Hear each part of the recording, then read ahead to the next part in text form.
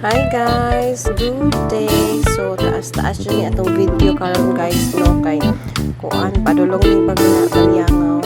This was yesterday, and sorry kay ug kay ang amo kay side kani guys, na ako side sa side view. Then kani siya padulong ni Balyangaw.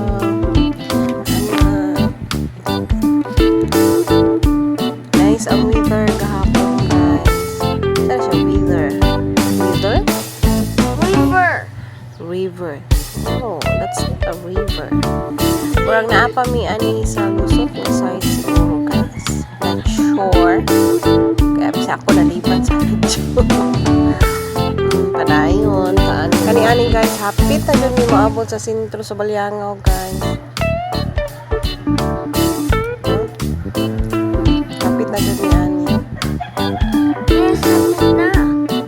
Yes, 9 yung sa mga man guys. Kapit yung mga voice over no dito ko. Kuan sa voice over.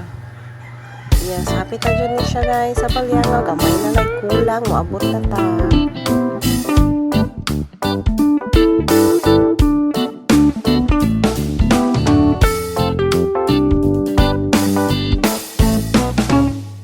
O niya na guys, naana ta sa cruising. So ang pension house guys, dito siya agion padulong sa Punta Maray. Kung diha nga, dito mo liko sa kumatuman ta sa screen left side. Na siya padulong sa munisipyo nga dalan. Munisipyo sa Balyangaw guys. Diyan na siya. Tapos, kuan siya, ay kaduhang kanto kamuliko. Katong naapit to signage nga Punta Maray diha ka. So tando na to The guys White kay House is na po yung tingog sa kuan kay Kili. So this is the municipal plaza, municipal hall sa municipality of Balyangaw, Calambang, Misamis Occidental. So nice kay na sila ko. December nindot kay na sa mga Christmas symbols. So muna siya hapit na dito maabot guys sa pension house. So this is the first kanto. Kanto na siya kanto dahil guys. First to siya gikan sa munisipyo atong kili sa center. Next kaning sa dakong kahoy na crossing pero dili ta diri mo likod guys. Second, so ang ikatulong nga kanto ito katong na signage nga Punta Maray. Yes, kanang zoom na ko da guys, kanang na Punta Maray nga arrow. Diya ka muliko, di sa iskina ana, di ba paglikod dira na crossing sa left side, na diya siya guys sa kuan na diya ang pension house. So dali ra jud kay siya pangitaon guys if ever you have family and friends na maligog dagat and kapuyan na siya muuli sa Calambao or they are from lagyo nga places guys. So naana tay accessible and clean siya nga bago nga pension house sa Balyangaw guys. Here, left side nga liko. So abot na ta guys. At bang ni siya sa may simbahan.